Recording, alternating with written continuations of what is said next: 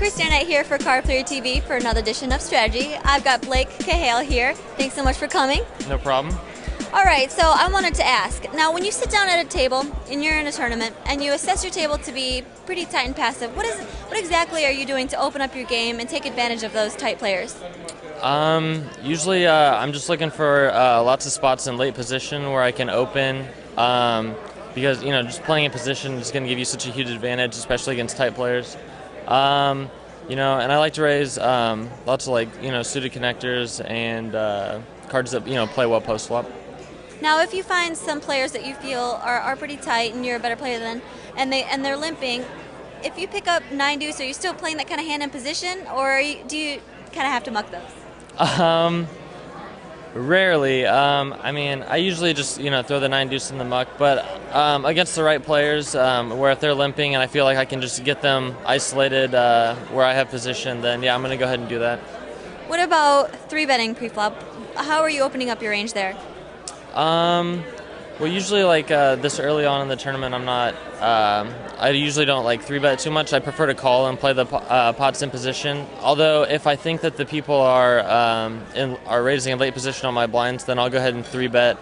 To just kind of say, hey, stay away from my blinds. Now, how do you know when you need to switch gears? If you're playing super aggressive, obviously people are going to notice that. So when's kind of that point that you think that you might need to switch gears, and what are you doing to do that?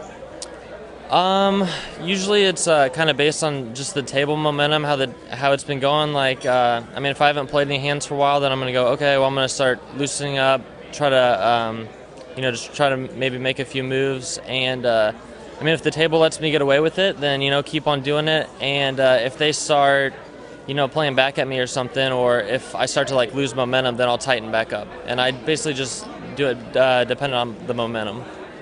Now, if you show a bad hand, like you get to the river and you happen to hit trips with you raised with 6-8 off, and they see that you had trip 8s, but they have to see your cards. Do you tighten up after that, after showing maybe a bad hand that you played aggressively? Usually I'll try to tighten up for an orbit or so, and then usually in about that time you can kind of see how people are going to react to knowing that you're playing those type of hands.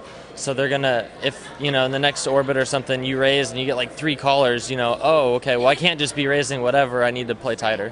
Do you think that's a mistake a lot of super aggressive players make, is not putting on the brakes?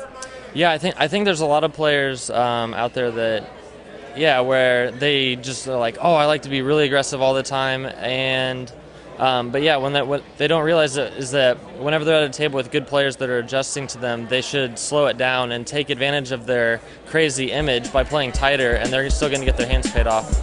But yeah. All right, thank you so much. No problem. Chris Arnett with Blake Cahail for Card Player TV.